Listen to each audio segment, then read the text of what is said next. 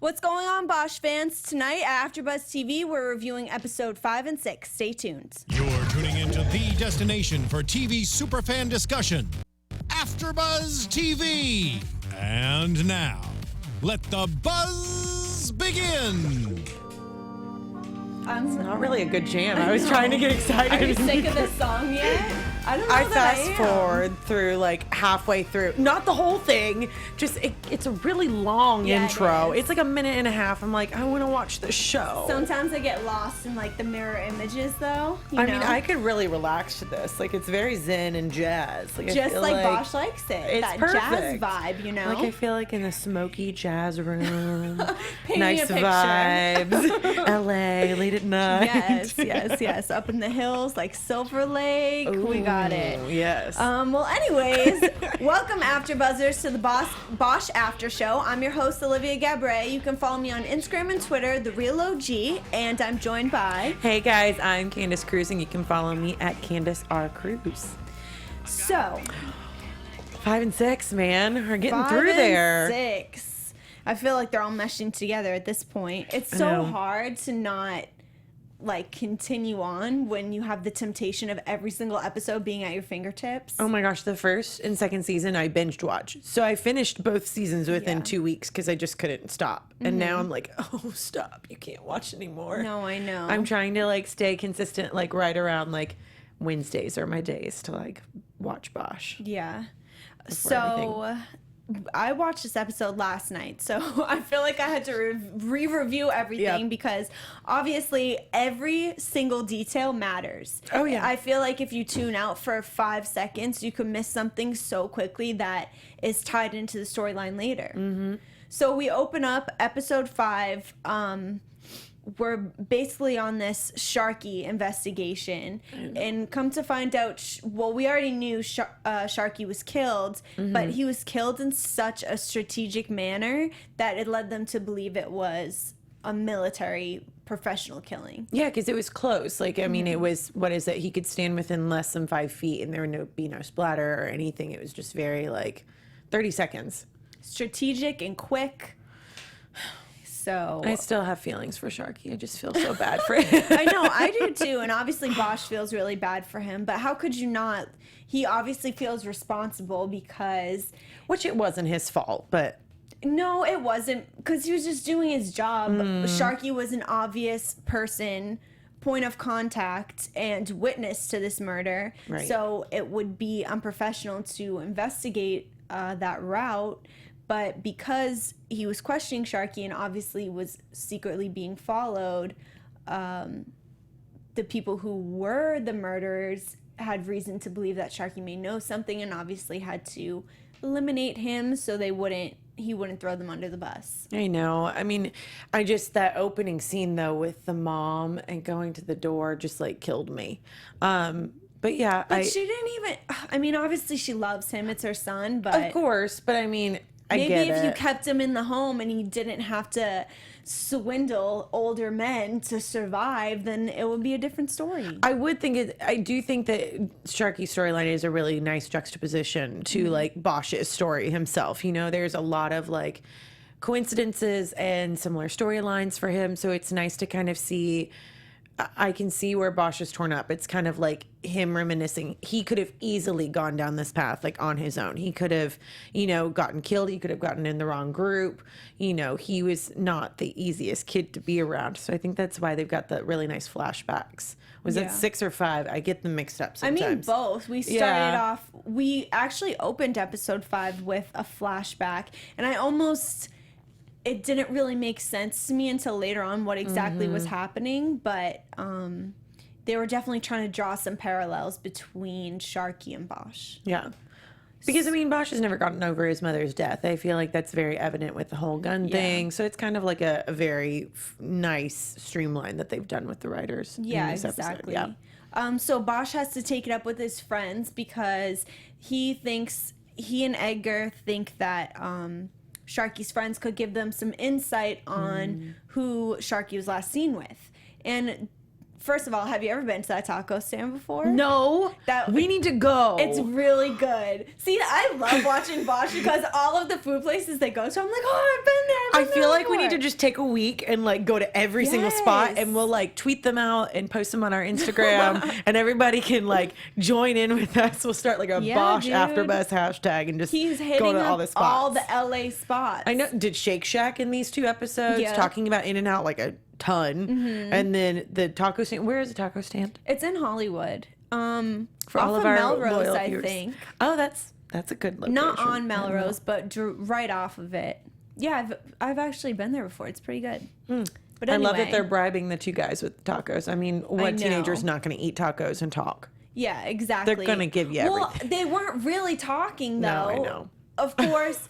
Good theory. Coming from the place that they're coming from, they obviously don't really feel comfortable speaking to the cops. But because it's their friend's life on the line, I feel like I would be more than willing to speak to someone because I would feel so guilty. Yeah, I don't know if I agree with that, though. I feel like at the same time, like, you're living on the streets. Like, you have streetwise knowing you don't talk. Like, something that easily what happened to Sharky could have easily happened to them. So I kind of get where, they don't want to talk. That perspective is true. As soon as you see the picture, though, like... Yeah, well, they Bosch obviously guilted it out of them by showing them the picture, which... It's a little low blow, but... probably scarring. But it got them to talk. Well, at least one of them to talk. The other one got his taco thrown away, or his burrito, whatever it was, because he wouldn't talk. Yeah. You don't talk, you don't get burrito. Leave. Yeah, but Sharky's friend was able to point out the man who is, we'll call him... his name's Xavier, right? Xavier. So we're trying to pronounce his short name. We'll call him Xavier. Xavier works. Does that work with everybody? Yeah. I'll know what you're talking about. We're good. Xavier is Xavier. So he was able to point Xavier out of the unit photo, which was kind of amazing because I feel like it was a little bit dark, and I didn't think that he would be able to identify They weren't him. that close to him. I didn't think so either, but... I mean, okay, whatever. That works for me. So we have a better idea. Well, Bosch now has a better idea of who it could have been. Yeah. Now, it's Thanksgiving, and it's kind of cute that they have like a work Thanksgiving because they are like family. Well, it's like LA. My country accent's coming out. Friendsgiving. I live in LA and I got a country accent.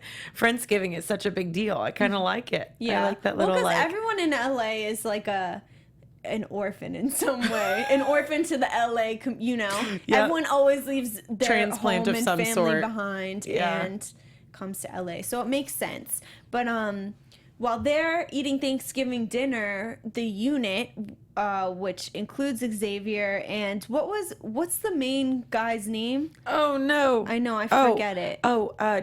Dobbs. Dobbs, yes. We're just going to go by last name because I can't remember first name. Dobbs. There's so many names. So Dobbs, obviously, he runs the show with the unit. They finally got money. They've been waiting for Thanksgiving for episodes now. And I guess that was payday. And all this money Big came payday. in. I want that payday. Splitting it up. Yeah, so they were getting it from overseas, obviously, because we know that they're involved in some sketchy things overseas. Yeah, and it's not getting taxed. It's not getting tracked or anything. So they just pack it up and send it over with all of the like duty-free different products or whatnot and somehow traffic it in without going through customs. Yeah, exactly. And I don't know if you picked up on it, but I did notice like when he was counting the money, he made some type of face and gesture that like something was a little bit off or something was missing, in which obviously is foreshadowing to something that we pick up on a little bit later, which was, well, I'm gonna keep it case by case as this episode as well, but a little bit later on, another body wash. Another body it's a down. New body down. We got so many dead people in this show.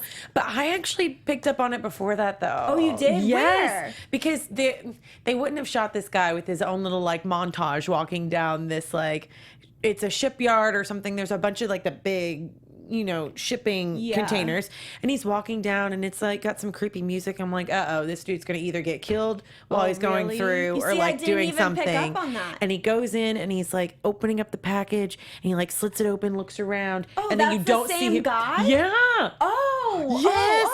Oh. Wait, so but was he military though? Mm-hmm. Okay, he just because when I saw him, he wasn't in military fatigues, but he was. And then like you don't see him grab anything. He just it cuts to another shot, and then he's loading the shipping, whatever. I don't know any shipping terms here, but whatever the container is, and put it in the back of the white van.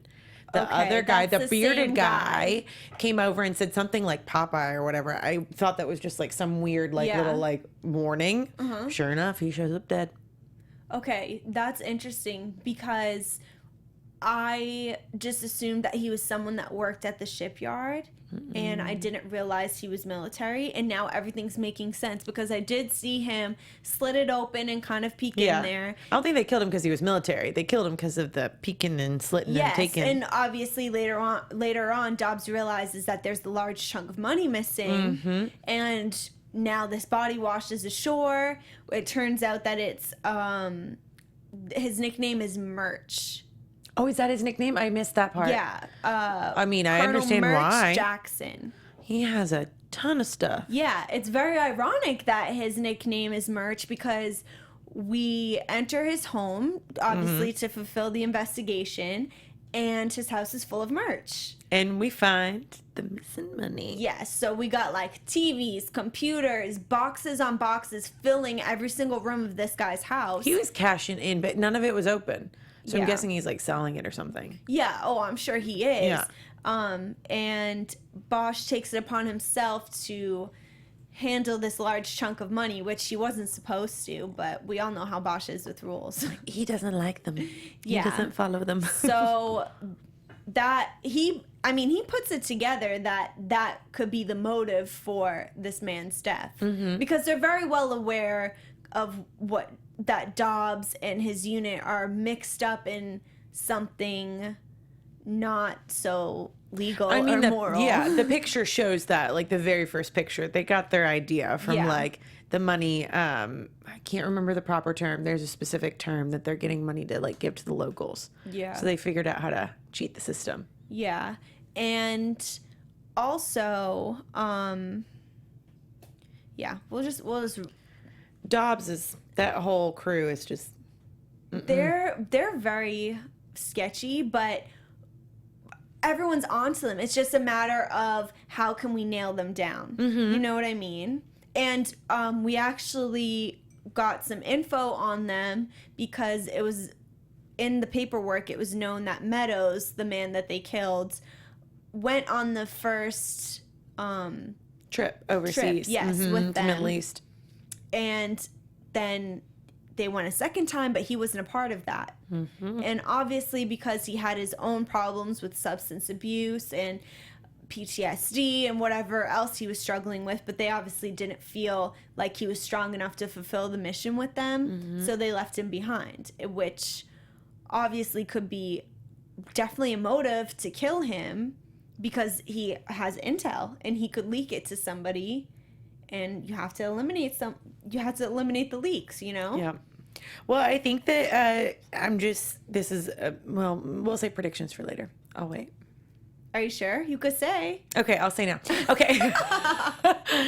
Okay, the bearded guy. We're missing his name too. Bearded guy. Woody. Yes. I knew he had some weird name. Okay, Xavier made a comment when the three of them were talking about the missing money with Dobbs. He was like, how's that weed treating you, or how's that high treating you? So I feel like now the tables are getting turned on Woody because every time they've gotten caught or halfway caught, it's because of him.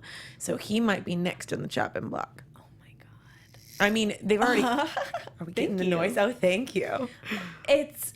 And it seems like Xavier, we've been seeing so much of him these past two episodes. He's getting big for his britches. Yeah. Just saying. You know, like, I feel like he has a lot of control and a lot of...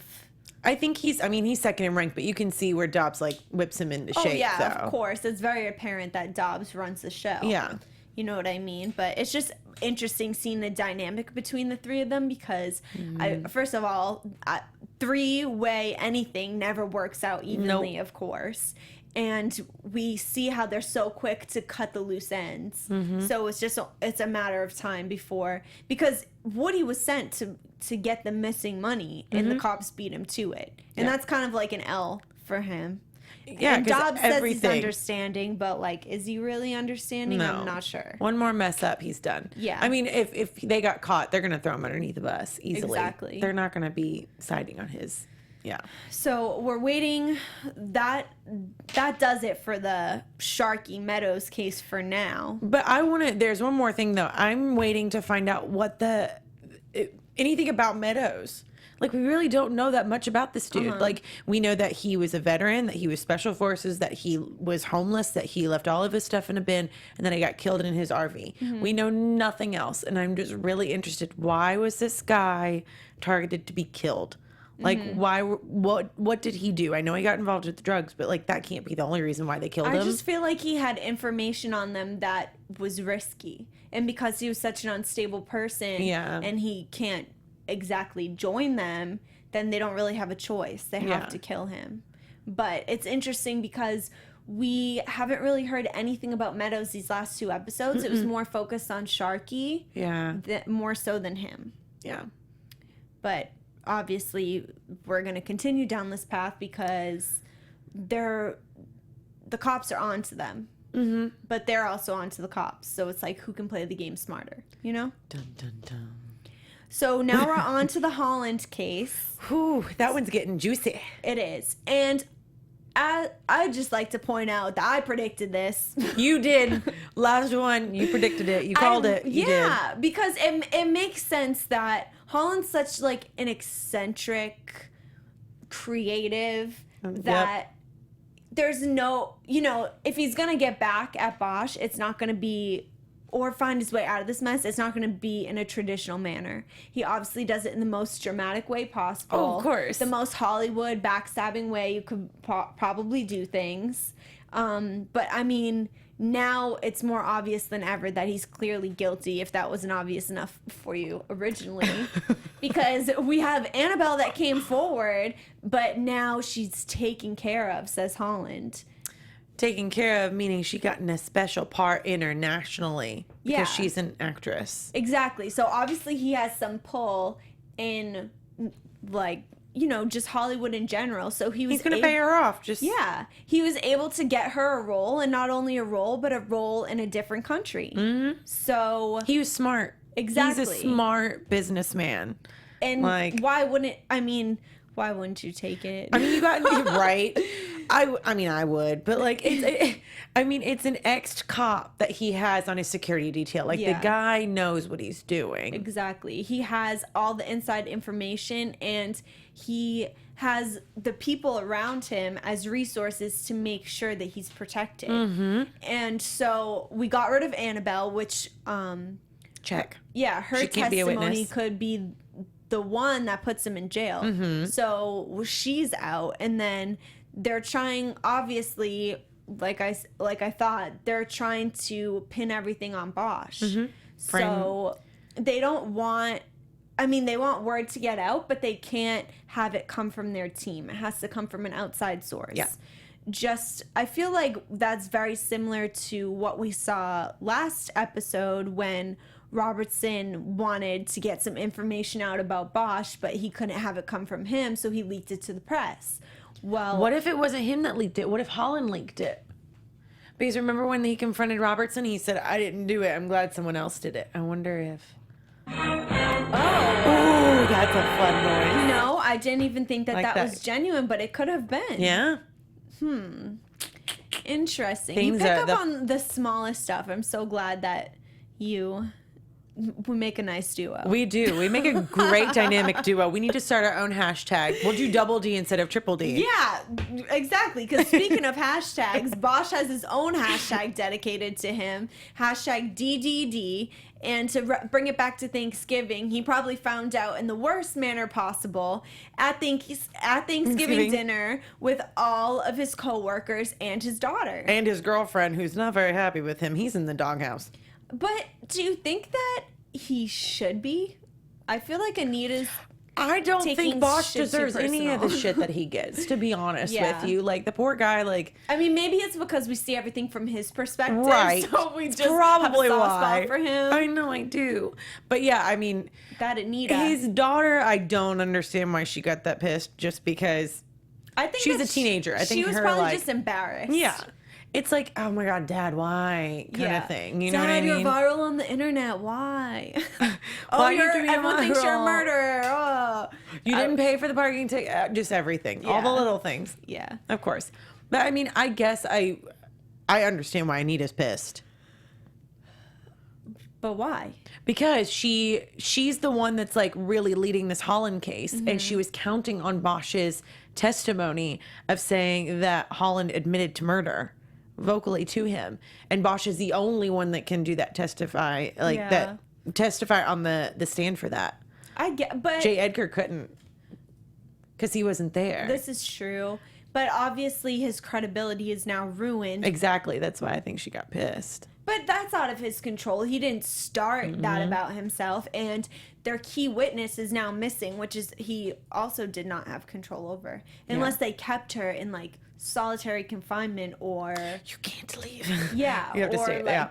you know, had her watched 24/7. It was something that they didn't really have control over. Yeah. But I guess I do understand. I just don't think that it's his fault. I don't think it's his fault. I think she's just pissed because she realizes she wasn't keeping that big of like protection around what she should have been doing. So I think she was pissed at herself too. So from what we can see, it's obvious to us, the viewers, that Holland is guilty because his team is trying to clean up his mess.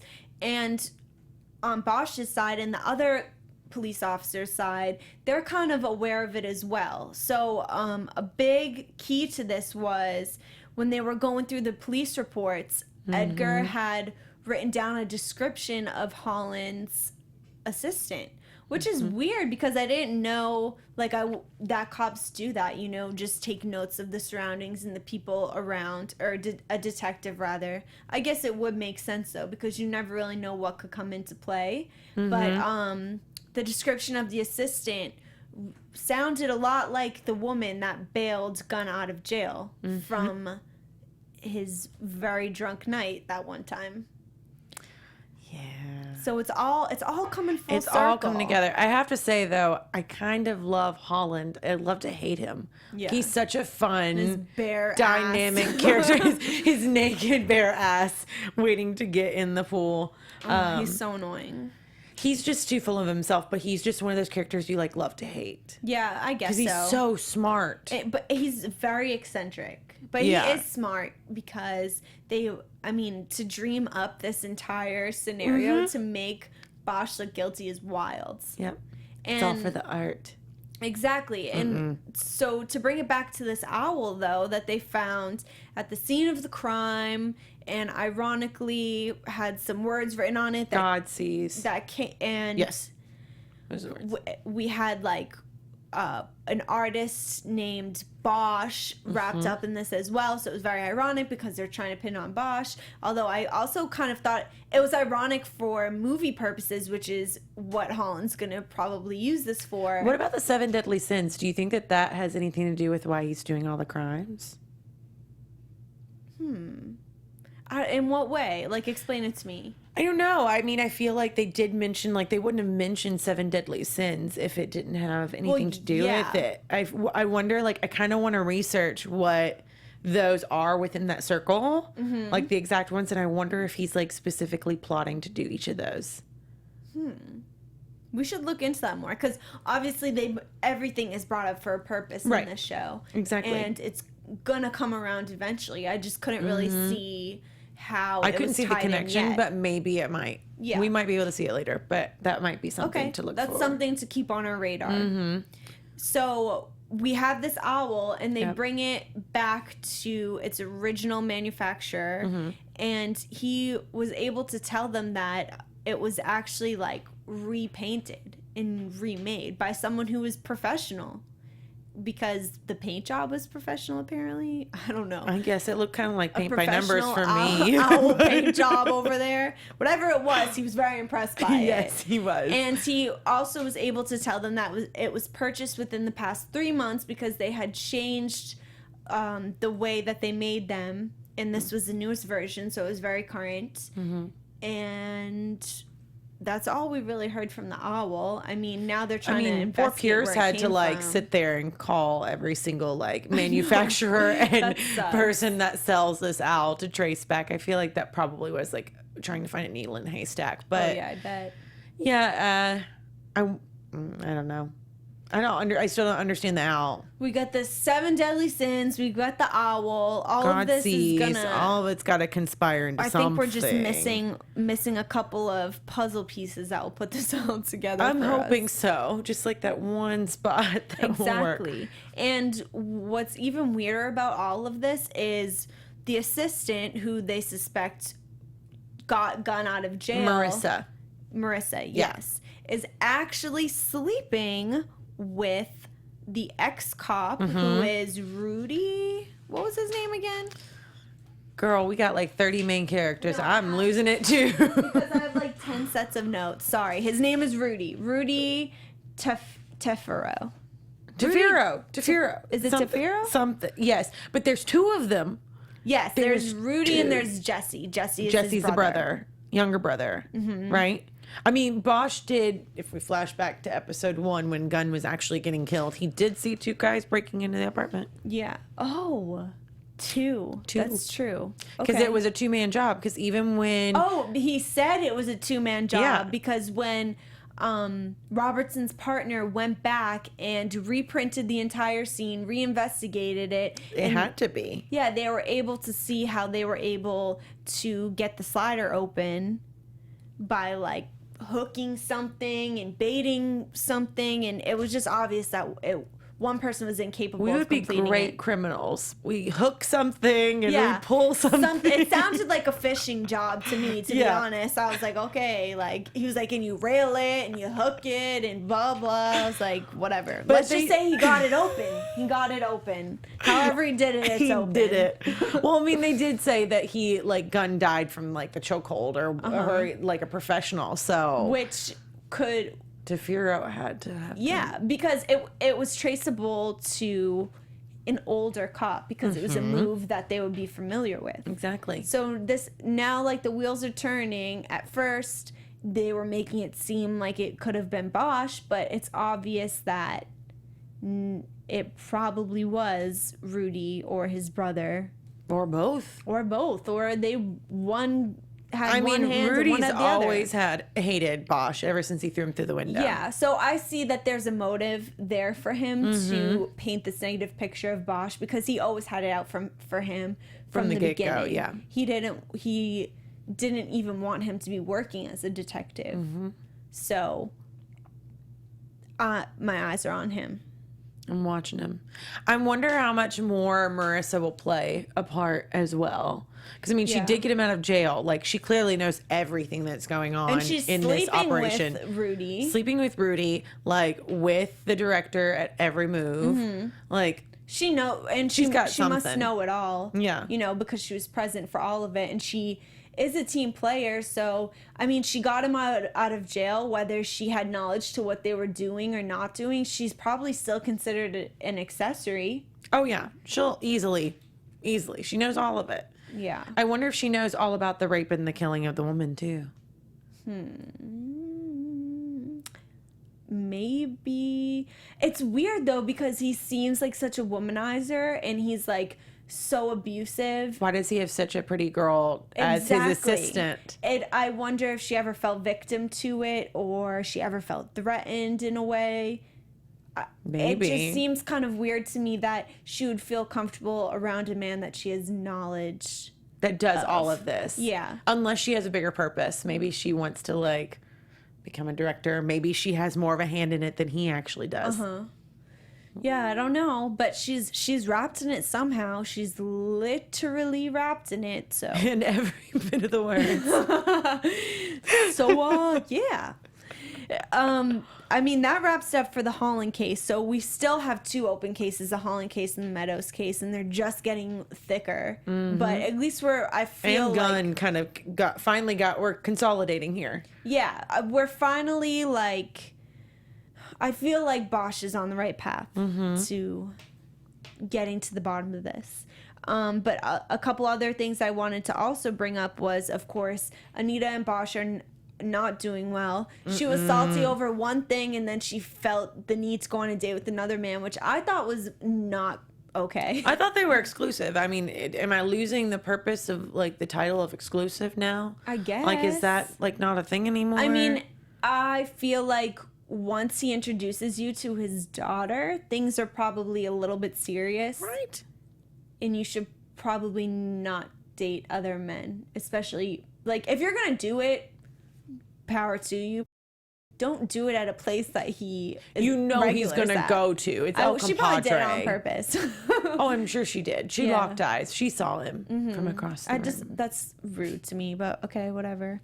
I mean, I'm not a huge fan of her right now. I was too. I just don't understand why she's acting so petty. Dare I say? I don't know. The poor guy. Like, I feel can't catch a bad for break. Bosch. It doesn't seem like he really has it in much with the ladies. I mean, his daughter's just a teenager, and she's very moody, and I think that that's something he doesn't really understand yet. Nope. He was like, well, why aren't you talking to me? And she's like, what do you mean? I was always talking to you. Even though she definitely was so sassy, but she's just being a teenager. He does not understand women, I have to say. But I thought it was cute that him and Maddie are getting so close. When the press is like harassing him, she just flips them off. Full on. She's like, I became a meme in school. Like, that's not a bad thing to be a meme in school. I know. That's funny. She probably loved it. Well, I wasn't even in high school, like, when memes were Oh my God, a thing. Facebook was a thing. What, like, I signed up my sophomore or junior year Yeah, of now high school. Facebook's obsolete and everyone just... Instagram was not until college. God, I'm dating myself right now. I just think it's funny, but I feel like she's on the road to becoming popular, although she did make the travel team when the Which popular is girl... awesome. She's so good. Yeah, but that at the expense of another girl. So, Wait, what? Really? I didn't Yeah. catch that. She was saying how, I forget what the other girl's name was. The one that the Becky, dad that had maybe? the ticket Yeah. or something, yes. She did not make the travel team, but But- Maddie did. Right, but did Maddie, like, push her spot out? I mean, not technically, but think of it from their minds. Oh, yeah. It's like, this new girl just rolled in and Took like, my took my spot. spot, and I should be on that team, you know. Yeah. It's whatever. And now the fact that Bosch didn't pay her father's ticket could also play a role in Her little this popularity. sticky situation getting even stickier. But the way he played it off was kind of funny. I could totally see her easily being a detective. Yeah. Like, she was such a badass She's with the very- whole paparazzi. She's very inspired by Bosch, I think. And she spends a lot of time with Grace as well. So I see her becoming. Speaking of Grace, though, she didn't make I know. Captain. I feel bad. Oh my gosh. But what we did find out is her ex-husband, father of her child, is now with her captain. Wait, is now or has always been? Well, I guess I just assumed that he and Grace were in a relationship, got divorced, and then... Yeah, because Grace is dating a woman. Yeah. Or was dating a woman. So I'm guessing that's why the relations ended. Right. But either way. Now, did she not make the position that she was going for because of this woman? Is that what they were talking about in the meeting? What a sin. Right? And on top of it, because she kept bringing up, like, easily asking her questions that were very specifically geared towards something that did happen to Yes. Grace with, like, sleeping with one of her workers or employees or whatever, or someone that was on the force, and then obviously threw her under the bus. Yeah, so... Group 4. But it was interesting, though, because that happened, I just assumed that there was, like, this big beef between she and the captain because of her husband, whatever, but eventually it kind of seemed like they were working as a team.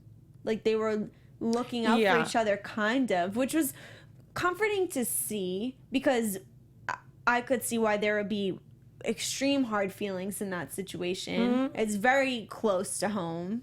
And working in the same, like, I'm shocked that she's even in the department. Yeah. Even if she is, like, if it was just a new dating relationship or what, but either way, like, that shouldn't be. I know. Very strange. Yeah. And just one last thing that we should definitely keep our eyes out for was Irving. And the Koreatown killer. Oh yes, and the Koreatown killer. Oh my God, that's the whole like Irving thing, I think. Yeah, and well, now he's kind of seeing that woman that he met through this case, and I'm sure you were, but I was so nervous when I saw him, the Koreatown killer, rolling up to the garden. I was like, oh, these women are doomed. I know, and then he just smiles and pulls out his gardening stuff and like joins them. I'm like, so that he's makes like me so uncomfortable. He's close with them, though. It doesn't seem like they were strangers that he was helping out. It seems like he knew them. Like, yeah, I with think he them like frequently. does it. Yeah, so he's somewhere like very inundated in this community where no one would probably think it was him or think It's it that. so You know what I bizarre. mean? I wonder what his story is, because we really haven't. We know nothing really other Yeah. than like his little bike ride. The sketch is not anywhere close to what he actually looks like, other than the bucket hat. Yeah, we That's know all his crimes, but we don't know him, which is. I don't like that's a very large missing piece. Right? But why is he still riding the bike if he killed the girl for the car? Exactly. Like, where is Like, why he, did you do it if you're not going to use the car? If that's how people identify him, if you saw a man with a bucket hat riding a bike, I mean, clearly, like, how that's big going is to, like... Koreatown, people? Not that big, you know? It's kind of... Someone's bound to see this guy. You would hope so. But then again, the sketch shows, to me, it looks like a white man. It does. They did not portray him as a black or Latino man. It doesn't look darker skin at all. It looks very like light, white, yeah, just his heavier features. set man. Yeah. And it just doesn't look anything like him. Yeah. So they're never going to catch him. yeah, and then this is just another case we're gonna have to follow. Just add a fourth case. To our Throw it list. in there. But Irving's on it, and the mayor's trying to convince him to keep his position as chief. Right? Is it chief or Chief, yeah. captain? It's Yeah, chief. chief. And Billets is going for captain. he doesn't really want chief, but then he's kind of throwing shade at the next in line, pretty much. And I think maybe because he knows that the mayor is, if Irving doesn't take it, the mayor wants to bring in someone who's Latino and matches his,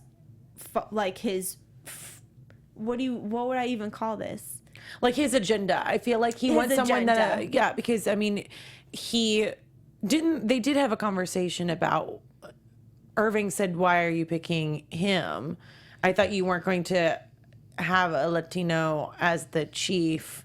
And he said, now that I'm elected, things change. Is that, Yeah, no, that he is did something. say So that. like, it has to be something near to the agenda or like the location that he's originally from. Because I think he's like from a different neighborhood than Irving. I don't know. Yeah, and obviously when you are getting elected and during your campaign, you don't want to make it seem like you're going to take over the entire county with Just your ideology and like Yes. what you're trying to make it diversified, and it's definitely yeah, not. and now that if you do that. he's already won, it doesn't really, he can do what he wants.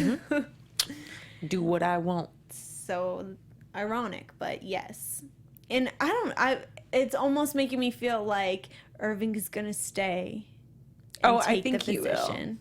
Like, I mean, he's already like, it's so sad that he's lost his son because of the job, and now he's lost his wife because of the Right. job. Like, the divorce was final in these episodes, and like, I did love the like really tenderhearted moment with, I'm assuming that's her brother that came and did all Yeah. the proceedings, but like, he has essentially nothing.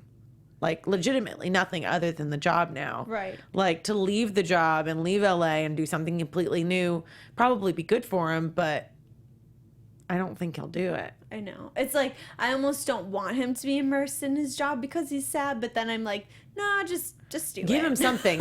Let the guy have something right now. But, and I mean, why is he picking the Koreatown killer?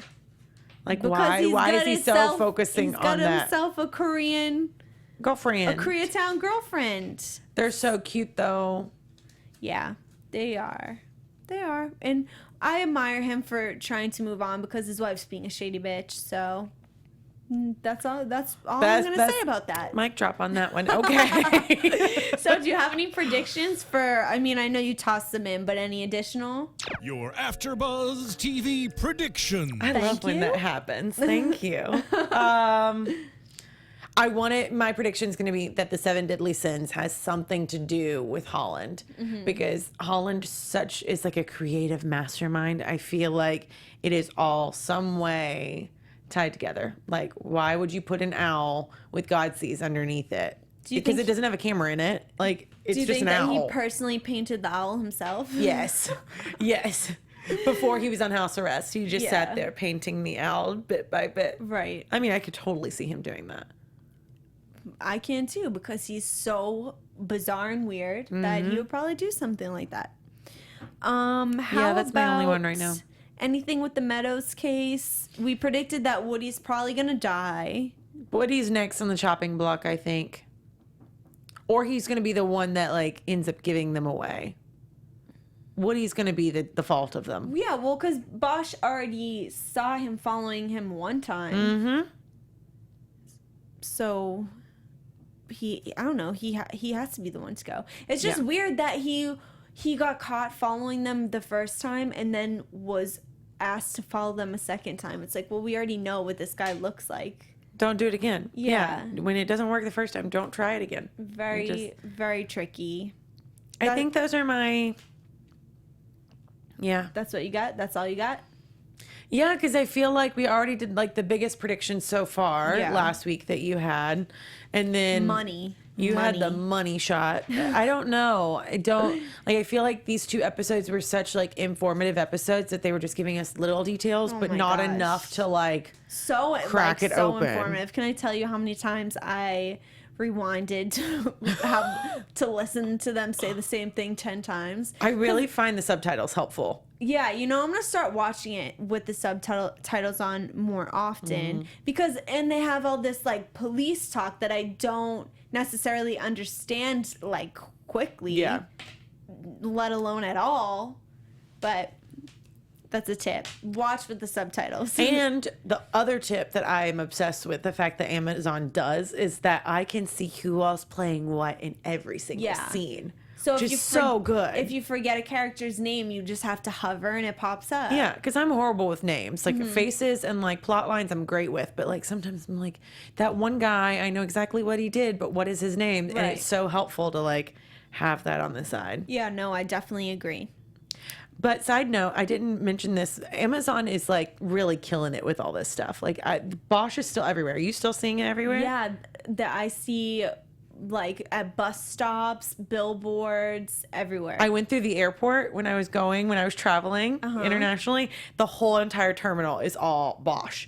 And it was like, you are kidding me. I'm not kidding. And it was like moving signs. It was after our first, like literally we did our first broadcast and then I left. Everywhere. It was everywhere. And then driving up to the airport, there was this huge billboard. And then on the book stands, they even changed the books to be Michael Connelly's books. Really? Because it had all Bosch's books. So, I mean, they must have like taken over everything. It's because Amazon's got that Prime shmoney. You know? Okay. Yeah, I think that's pretty much that's all we got for this week. But next week we'll be covering episodes 7 and 8. Yep. Yes. Okay, so tune in next week. And thanks for sticking out with us. Yeah. So tweet us, hit us up with all of your predictions because clearly we weren't very unique with our predictions this week. Exactly. I want to hear predictions. Again, I'm Olivia Gabaree. You can follow me on Instagram and Twitter, @thereal_O_G. And I'm Candace Cruz, and you can find me on Instagram and Twitter and everything else social media at Candace R. Cruz. We'll see you guys next week. Thank you. Bye. From executive producers Maria Menounos, Kevin Undergaro, Phil Svitek, and the entire AfterBuzz TV staff, we would like to thank you for listening to the AfterBuzz TV network. To watch or listen to other after shows and post comments or questions, be sure to visit AfterBuzzTV.com. I'm Sir Richard Wentworth, and this has been a presentation of AfterBuzz TV. Buzz you later. The views expressed herein are those of the hosts only and do not necessarily reflect the views of AfterBuzz TV or its owners or principals.